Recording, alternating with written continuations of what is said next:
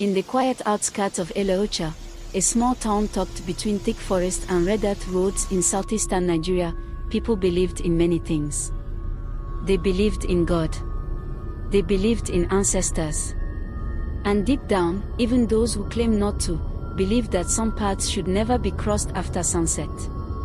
That was why everyone remembered the night Nkiru Okafor went missing. She was 13 years old. The night she vanished, October came with heavy rains that year. The kind that soaked the ground so deeply that the earth smelled alive, old, breathing, watching. At exactly 7:43 p.m., Nkiru stepped out of her family's compound with a small black bucket. Her mother, Ngozi Okafor, had sent her to fetch water from the tap behind the house. The generator was humming. Palm fronds swayed lazily above the zinc roofs. Crickets sang.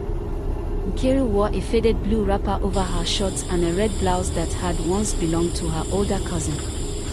Her feet were bare, dusty. "Don't stay long," Ngozi called from the kitchen. "I'm coming," Nkiru replied. She never did. The tap was only 20 steps away. But between the tap and the house lay a narrow footpath, one elders warned children never to use after dark. It cut through a cluster of old Udola trees, trees that had stood there long before the first houses were built. As Nkiru bent to fill her bucket, she heard someone call her name. "Nkiru," the voice sounded like her late grandfather. She turned. The trees were no longer still. Day 1 to 5, by morning, Eleocha was awake with fear. Women beat their chest. Men formed search groups.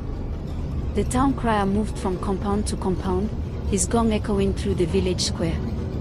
Nkiru Okafor is missing. 13 years old. Anyone with information should report to the elders.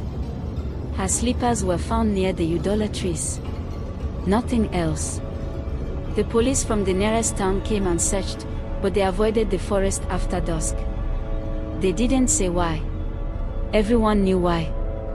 Day 6 to 12, Nkiru's grandmother, Mama Ifinanya, began dreaming of her on the 6th night. In the dream, Nkiru stood at the old village stream, Miri Aji, her hair floating like it was underwater, her eyes dark and empty. "Grandma," she said, but her mouth didn't move. "They are teaching me how to stay."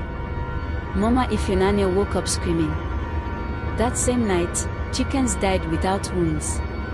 A goat was found standing upright, frozen, eyes wide open like it had seen something it shouldn't. People whispered